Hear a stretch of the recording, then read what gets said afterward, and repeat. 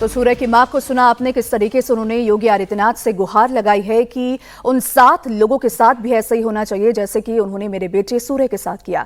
तो गाजियाबाद के खोड़ा की ये खबर, सूर्य मर्डर केस में पुलिस ने बड़ा एक्शन लिया है। पुलिस ने जो मुख्य आरोपी था असद, उसका एनकाउंटर कर उसे ढेर कर दिया है। इस पर 50,000 का इनाम भी रखा था और एनकाउंटर में पुलिस का एक कांस्टेबल भी घायल हुआ है।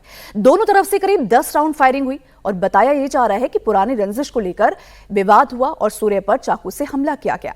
गंभीर रूप से घायल सूर्य को जल्दबाजी में नोएडा सेक्टर 62 स्थित फोर्टिस हॉस्पिटल ले जाया गया, जहां इलाज के दौरान ही उसने दम तोड़ दिया और 12 बजे उसकी मौत हो गई। घटना के बाद इलाके में तनाव का माहौल है और एहतियातन भारी पुलिस बल भी तैनात किया गया है।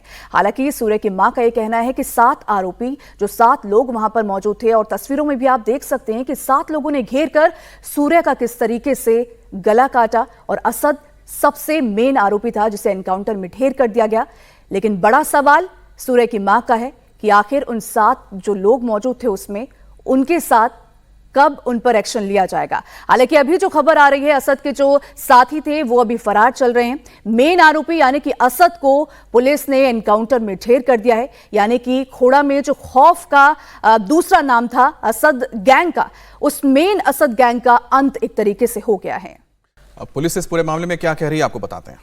खोड़ा क्षेत्र के अंतर्गत 28 तारीख को एक दुखद घटना हुई थी जिसमें असद नामक युवक के द्वारा सूर्य चौहान को चाकू मार दिया गया था और जिसमें इलाज के दौरान सूर्य चौहान की मृत्यु हो गई थी।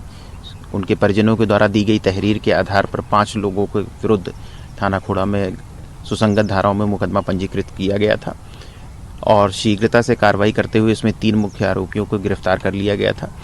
असद जो इस घटनाक्रम का मुख्य आरोपी था वो फरार था और उसके ऊपर पुलिस टीम के द्वारा 50,000 रुपये पुरस्कार की घोषणा की गई थी। आज पुलिस टीम को यह सूचना प्राप्त हुई थी कि असद अपने कुछ साथियों से मिलने थाना खोड़ा क्षेत्र के अंतर्गत आने वाला है और वहां से उनसे कुछ पैसे लेकर के वो भागने की फिराक में था। इस सूचना के आधार पर एसीपी इंदिरापुरम के नेतृत्व में थाना खोड़ा और थाना इंदिरापुरम की पूरी टीम इस पूरे क्षेत्र में कॉम्बिंग कर रही थी और बैरियर लगाकर चेकिंग कर रही थी। इसी क्रम में असद और उसका एक साथी बाइक से यहाँ पर आते हुए दिखाई देते हैं। पुलिस टीम के द्वारा उनको रोकने का प्रयास किया जाता है और उनको चेतावनी दी जाती है, लेकिन वो रुकने के बजाय पुलिस टीम पर फायरिंग कर देते हैं। जवाबी फायरिंग में पुलिस द्वारा भी आत्मरक्षा फायरिंग की जाती है जिसमें असद को गोली लगती है। तत्काल असद को इलाज के लिए हॉस्पिटल भिजवाया जाता है। इस पूरे घटनाक्रम में एक्सचेंज ऑफ फायर में हमारे एक कांस्टेबल भी घायल होता है जिसको अस्पताल पहुंचाया गया है। असद का जो दूसरा साथी था वो मौके का फायदा उठाकर भागने में कामयाब होता है। असद की जो तो यहां पर पुलिस ने इस पूरे एनकाउंटर की कहानी सामने रख दी है। दरअसल लगातार असद की तफ्तीश की जा रही थी और साथ ही साथ उसके लिए अलग अलग जगह पे दबिश दी जा रही थी, यानी कि उसको तलाशा जा रहा था। लेकिन इसी दौरान पुलिस को यह जानकारी मिलती है कि जो असद है वो भागने की फिराक में है। अब भागने के लिए उसको पैसे की जरूरत थी। उसके बाद वो संपर्क करता है अपने कुछ दोस्तों के साथ जो इसी खोड़ा इलाके में रहते थे, ताकि वो पैसा लेकर वहां से फरार हो जाएगा।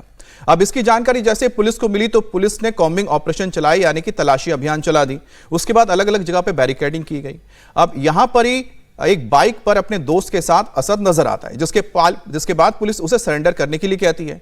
लेकिन पुलिस की इस सरेंडर करने की बात को अनसुना करके पुलिस के ऊपर हमला करता है। अब जवाबी कार्रवाई पुलिस भी करती है। दोनों तरफ से 10 राउंड फायरिंग होती है जिसमें एक पुलिस के कांस्टेबल भी घायल हो जाते हैं और पुलिस की जवाबी कार्रवाई में यह असद ढेर हो जाता है और उसका दोस्त मौके से फरार हो जाता है। लेकिन ये जो पूरी घटना सामने आई थी, इसको लेकर आप कह सकते हैं कि लोग स्तब्ध थे, क्योंकि एक 17 साल के 10वीं के छात्र को जिस तरह से बेरहमी से मारा गया, उसके बाद सवाल उठ रहा था कि आखिरकार ये जो असद है इसके दिमाग में किस तरह की मानसिकता रही होगी कि वो पहले से तय करके आया था कि किस तरह से उसको मौत के घाट उतारेगा। और यह वही बाइक है और यह वही जगह है जहां पर एनकाउंटर हुआ था। तो आप देख सकते हैं कि ये एक खाली इलाका है। हो सकता है कि पुलिस ने जब धावा किया तो वो बाइक लेकर भागा होगा बचने के लिए। उसके बाद वो सुनसान इलाके में पहुंचा जहां पर ये बाइक पड़ी हुई है और यहां पर ही ये एनकाउंटर हुआ है, जहां पर इस वक्त पुलिस के तमाम अधिकारी भी मौजूद हैं, पुलिसकर्मी मौजूद हैं। 10 राउंड इसमें फायरिंग हुई है, 1-2 नहीं 10 राउंड फायरिंग हुई है। और ये आप हथियार भी देख सकते हैं, जिस हथियार का इस्तेमाल किया गया बताया जा रहा है असद की ओर से। और उसके बाद जवाबी कार्रवाई में असद ढेर हो गया, उसका दोस्त मौके से फरार होने में कामयाब रहा है। और फॉरेंसिक की टीम और तमाम जो यहां पर जांच एजेंसियां हैं सबूत इकट्ठा कर रही है और पुलिस ने 50,000 का इनाम भी घोषित किया था असद के ऊपर। तो ये ताज़ा तस्वीरें आप देख रहे हैं घटनास्थल की, जहां पर एनकाउंटर हुआ, और 3 तस्वीरें आप देख सकते हैं किस तरीके से। और हमारे साथ शोएब इस वक्त जुड़ गए हैं। शोएब, आपके पास क्या जानकारी है? ये तो बड़ी कामयाबी मिली है पुलिस को, क्योंकि लगातार पुलिस के ऊपर सवाल उठाया जा रहा था। हाँ बिल्कुल अमित, देखिए जब से सूर्या को इस तरह से मौत के उनकी हत्या की गई, मर्डर उनका किया गया बुलाकर, उसके बाद से ही लगातार सवाल उठाए जा रहे थे। और खास तौर पर जो सूर्या की मां थी वो लगातार मीडिया में कह रही थी कि उनको मौत का बदला मौत चाहिए, और किस तरह से उनके बेटे को बुलाकर चाकू से गोद दिया गया। उसके बाद से पुलिस लगातार तलाश कर रही थी कि जो आरोपी और खास तौर पर मुख्य आरोपी जो असद है उसको पकड़ा जाए, उसको गिरफ्तार किया जाए, उसको सजा दिलवाई जाए, ये तमाम चीजें। और पुलिस को जानकारी मिली थी कि पैसे लेकर असद भागने की कोशिश कर रहा है, और उसी के बाद पुलिस ने उनका पीछा किया। तो पुलिस पर फायरिंग की गई। एक जो पुलिसकर्मी है वो जख्मी भी हुआ इस पूरे इनकाउंटर में, जिसके बाद आत्मरक्षा में गोली चलाते हुए पुलिस ने असद को मार गिराया, उसका इनकाउंटर कर दिया। तो पुलिस के लिए ये जरूर कामयाबी है कि जो सूर्या की मां है वो लगातार सवाल खड़े कर रही थी और तमाम चीजें। तो अब इनकाउंटर हो गया है, और जो सूर्या की मां है उनकी तरफ से भी अभी थोड़ी देर पहले भी उनकी तरफ से बयान आया है कि वो पहले ये देखेगी कि उसको फोटो दिखाया जाए कि ये असद ही है, और साथ ही साथ वो ये भी मांग कर रही है कि इनके घरों पर बुलडोजर भी चलाया जाए। बिल्कुल शोएब, जैसे तस्वीरों में हम देख सकते हैं कि सूर्य को सिर्फ एक असद नहीं बल्कि कई सारे लोग वहां पे मौजूद हैं, तो उन पर क्या एक्शन अभी तक लिया गया है? क्योंकि जैसे कि सूर्य की मां ने कहा कि 7 लोग मौजूद थे और उन्होंने मेरे बेटे को मिलकर मारा, तो बाकी लोग अभी तक कहां हैं? बिल्कुल, देखिए पुलिस तलाश कर रही है। पुलिस को जैसे जानकारी जिस तरह से मिलेगी वो उसी तरह से कार्रवाई करेगी। असद इसमें मुख्य आरोपी था, और असद की तरफ से ही कहा जा रहा है कि उसकी तरफ से ही बुलाया गया था, चाकू से उसकी तरफ से ज्यादा वार किए गए। तो पुलिस ने, हो सकता है कि दूसरे लोगों की भी जो तलाश है, जाहिर सी बात है पुलिस कर रही है, लेकिन उनकी लोकेशन का उस तरह से पता नहीं चल पाया हो। जी, लेकिन शोएब, लेकिन इस बीच क्योंकि दिल्ली एनसीआर का इलाका है जहां पर यह घटना हुई थी, उसके बाद खुद मुख्यमंत्री ने भी इस पूरे मामले में संज्ञान लिया था, और लॉ एंड ऑर्डर जिसको लेके मुख्यमंत्री या फिर सरकार की जहां पर तारीफ की जाती है वहां पर आलोचना होने लगी। तो कितना अहम हो गया था पुलिस के लिए कि उसके ऊपर जो ये सवाल खड़े किए गए हैं उन सवालों का जवाब दिया जाए।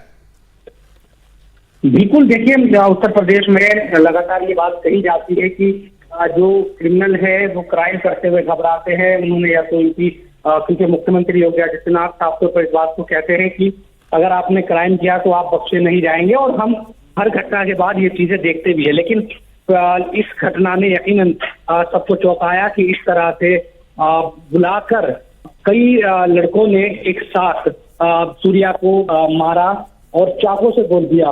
तो सवाल खड़े हुए थे, लेकिन ये सबको पता था कि जो अंजाम होगा हत्यारों का वो क्या होगा, ये भी सब जानते हैं, और वही चीजें अब निकलकर सामने भी आई है। तो कुल मिलाकर अगर आप क्राइम करते हैं तो क्राइम करने में आप कामयाब हो भी जाते हैं, तो अंजाम आपका यही होगा जो असद का हुआ। वही चीजें हमेशा देखने को मिलती है। शुरुआत से आप देखिए किसी भी घटना में वही तमाम चीजें यहाँ पर भी देखने को मिली।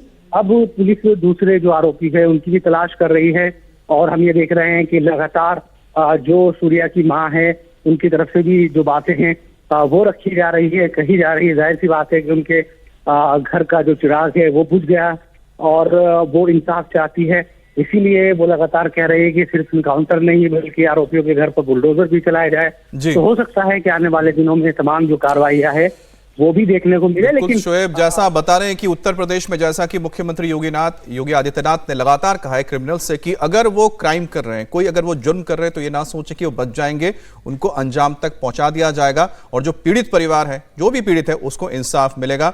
और सूर्यापुरे इस मर्डर केस में जिस तरह से लगातार लोगों का गुस्सा भड़का था, लोग जिस तरह से इंसाफ की मांग कर रहे थे, पुलिस पर बहुत ज्यादा दबाव था, और सीधे मुख्यमंत्री ने इस पूरे मामले में संज्ञान लिया था, जिसके बाद पुलिस हरकत में आई और आखिरकार जो मुख्य आरोपी था असद, उसे एनकाउंटर में ढेर कर दिया गया है।